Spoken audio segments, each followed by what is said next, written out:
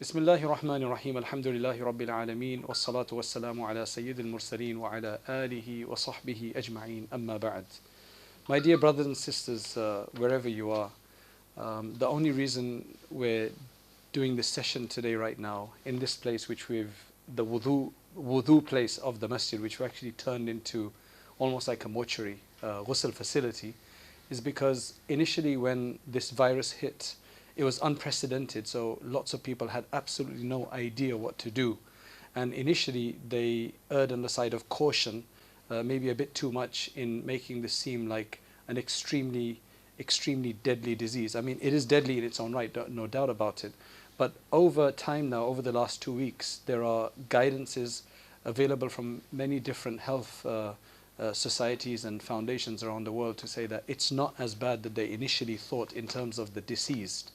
So what's happening is, because of the initial hysteria and the fright and the fear factor that this would even transmit, the coronavirus, the COVID, would even transmit from the deceased.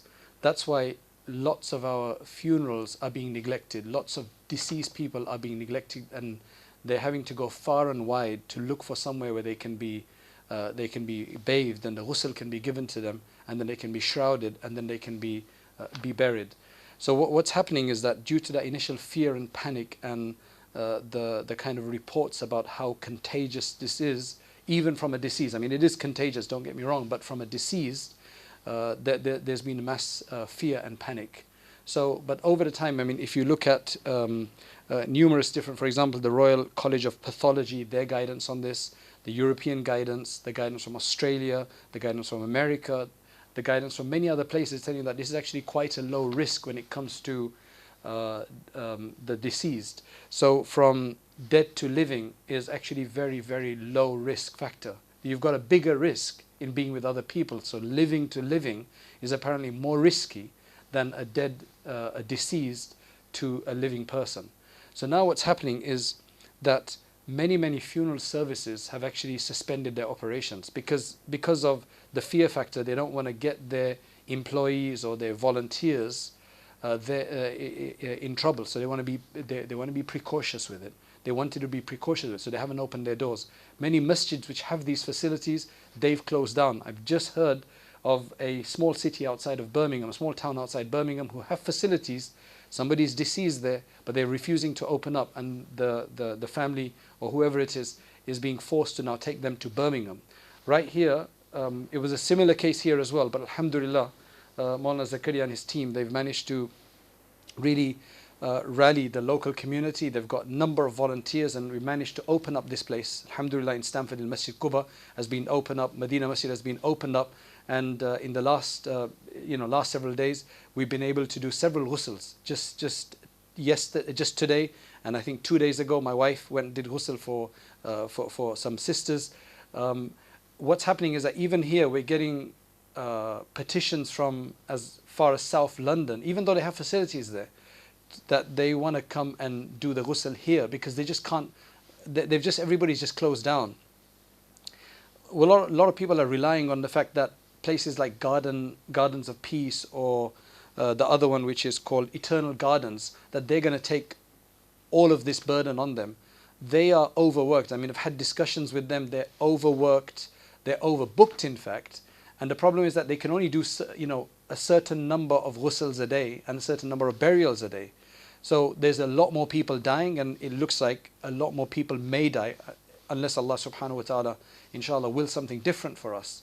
So you can't just rely on them. In fact, there's people complaining that how come they're not responding to us. They're already over capacity. They're very sincere people. They're working very hard, but they're over capacity. They will not be able to take care of this, especially if it gets worse, right? That's why the masajid are going to have to open. So the whole point of today's exercise here, this talk to you today, is really just to give you some, to remove the fear of this, right? Because if you look at all of the guidance, it's not as bad as it was initially thought. Yes, you still have to be careful, still have to be cautious, and we've got numerous measures in place for that precaution. And we're going to go through that with you. Maulana Zakaria is going to go through exactly what changes have been made to the way we normally do ghusl, right? And inshallah, we want to inspire you and give you that confidence that inshallah, locally, wherever you are around the country or even around the world, and you have this issue, that you will inshallah open up and get volunteers to inshallah help out. Obviously, there have to be a certain, between certain ages. You take all of that precaution, but it's not as big a risk as everybody has thought. So what you have to also remember is that you can't rely on these 2 or 3 cemeteries and funeral services that are still operating, because we have so many.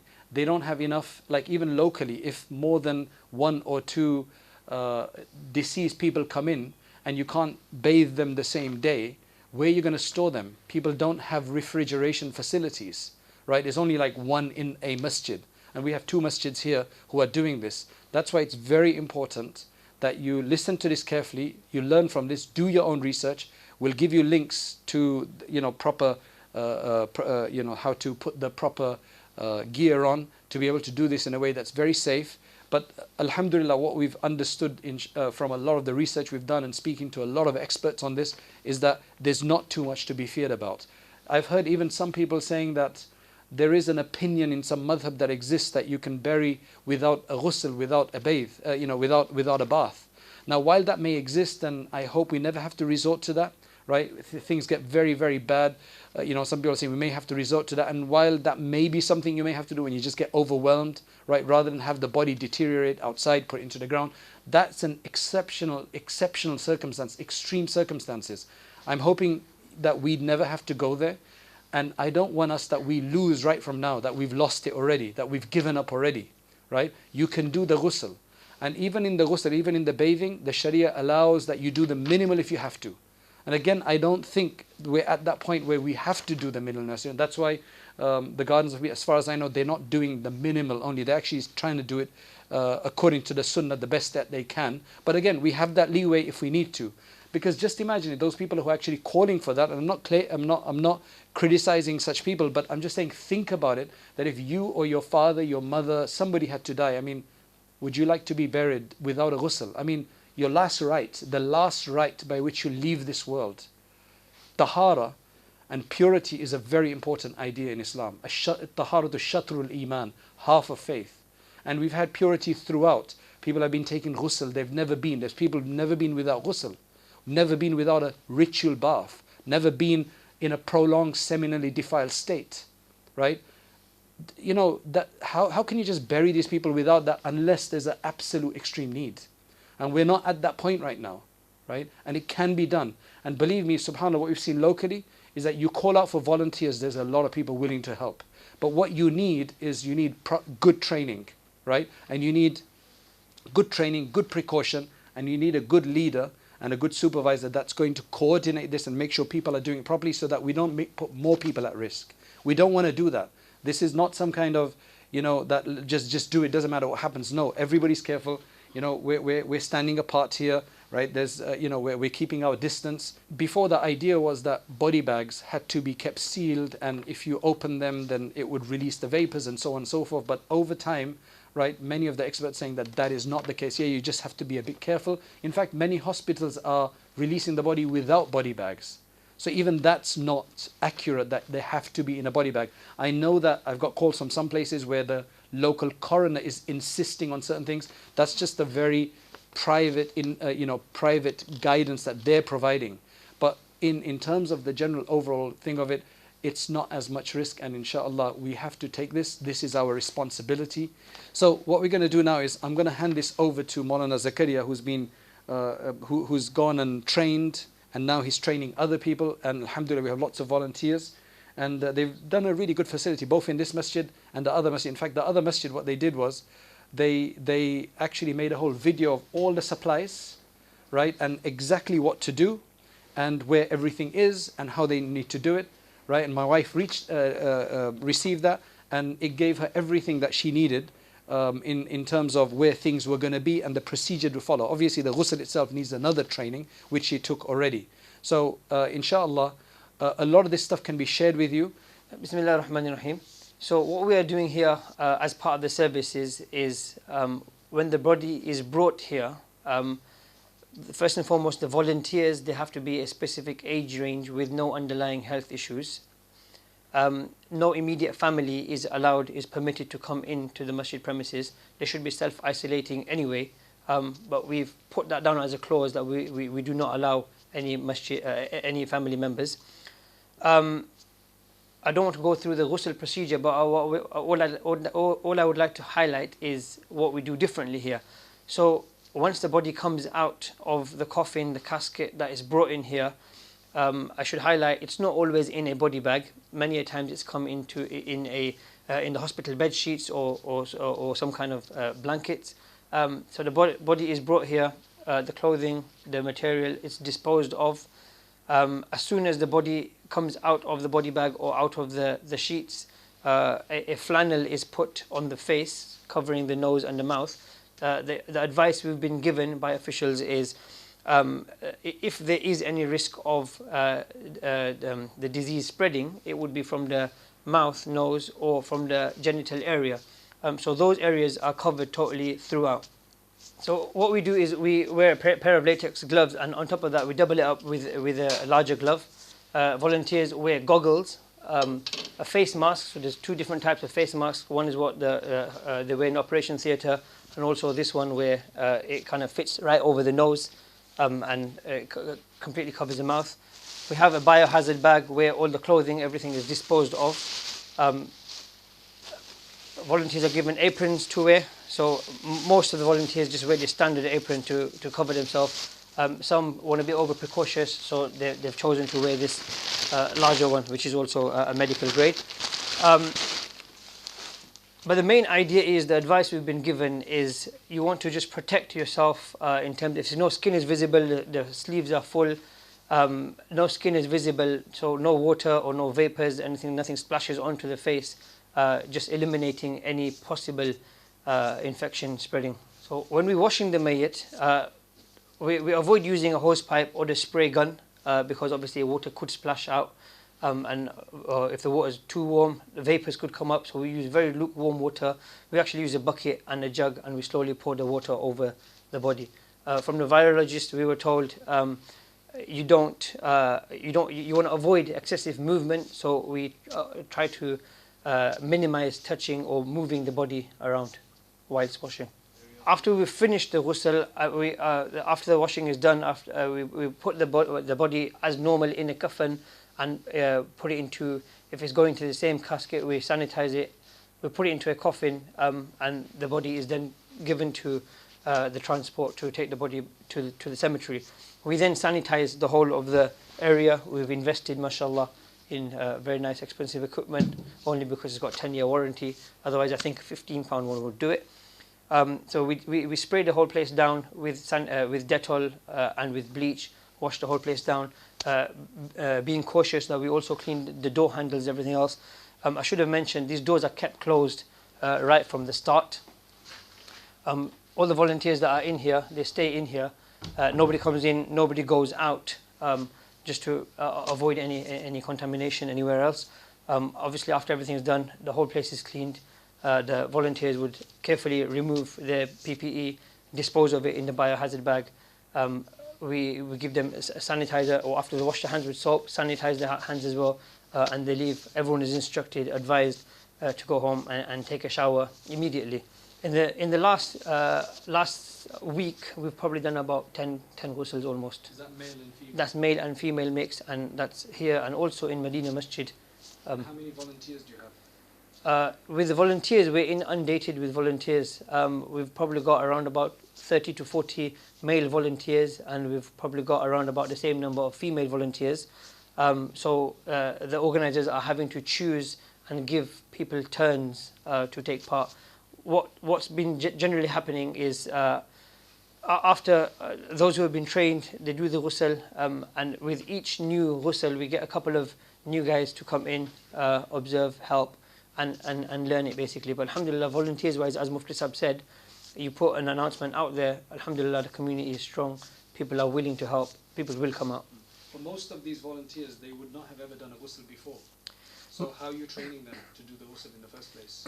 So alhamdulillah, we were quite lucky over here. In January, we coincidentally happen to run a ghusl workshop. So we do have a lot of volunteers who are trained. But along with that, we have got a lot of volunteers who have come without having ever done a ghusl at all. So for those, we are actually going through the process with a local alim or a local alima. Somebody will go through the process of ghusl generally with them, and then also tell them about the differences right now due to the COVID, the precautions that are being taken place. They will have an opportunity to come observe, stand far back. As you can see, this room is very big. We've got good ventilation. One thing we've been told is ventilation is key. The room should have good ventilation. How many people do you use to do one ghusl? So we'll use 4 people to do one ghusl and 1 person overseeing it. And anybody who's learning would stand far back? Anybody who's learning will stand far back with the mask and things on. And in terms of the supplies, right, where are you getting your supplies from for these special precautionary supplies like the goggles and everything? So to be honest with you, all the supplies we've got is kind of standard, basic, available on the market kind of stuff, eBay, Amazon. We found out Ummah Welfare Trust, mashallah, they are donating. They've got quite a lot of supplies which they are giving out to different masajid and organizations. So people can contact them if they want. You can contact Ummah Welfare Trust. Inshallah, the link is below. Again, if you put it out there, you'll probably find people from the community, someone who has links somewhere, and the equipment will come. The idea is the willpower, the desire to do it should be there. Inshallah, Allah will open doors and it will work out. So while you've seen this happening here, of course, it may not be sufficient for you to, be confident to everything. I think it's pretty much sufficient as long as you use the precautions and everything. But mashallah, what I have heard is that one of the kind of premier cemeteries of London, which is called Gardens of Peace, they're very, mashallah, forthcoming, very proactive. They're actually willing to help. The person who's doing it there, he actually mentioned that they're willing to help people to train them for this. You can go and observe and train, right, and contact them about this so that you can do your own. Alhamdulillah, since this movement has started in the last 2-3 days, there are now other masajid in London who are now, inshallah, becoming confident enough to, inshallah, start providing this service as well. So inshallah, other people will as well. So alhamdulillah, now you've understood how they're doing it here. MashaAllah, the team here, how they're doing it. It's not that complicated, inshallah. It's not as difficult as it sounds. And inshallah, we'll try to put up some links to the World Health Organization. There's some video demonstrations from them of how to put the equipment on everything. There's a lot of guidance out there, right? And there's lots of people who are, inshallah, going to do this. So inshallah, Allah make it easy for you. Just one hadith I want to leave you with, which I've been thinking about for the last 2 weeks, I would say, at least the last week. The Prophet ﷺ said, "Wallahu fi auni al-abd ma kana al-abdu fi auni akhi." Right? Allah subhanahu wa ta'ala is in the assistance of his servant, of any person, of the servant, as long as they're in the assistance of somebody else. Now, you've been sitting at home all of these days. What is it that you can do to help someone? This is actually just one of the services that you can provide. There's lots of other services. Of course, take your precautions, do what's right, the social distancing and everything. You need to do that. But you need to think that how can I help somebody else? And inshallah, if we are going to help this, especially in such a huge right, the last rights of life, subhanallah, last rights of life. I'm praying to Allah subhanahu wa ta'ala that He give us all a proper, sound, final rights before we die, and that we're not caught up in a situation. May Allah protect us from being in a situation where we have to be interned into the ground without a proper ghusl, tahara, even a prayer maybe. May Allah subhanahu wa ta'ala protect us from ever seeing that day, and may Allah relieve us and deactivate this virus, as He activated it so easily. May Allah, He can completely do that. So we keep our du'as up and we try to help others as well, inshaAllah. Wa akhiru da'wana anil hamdulillahi rabbil alameen.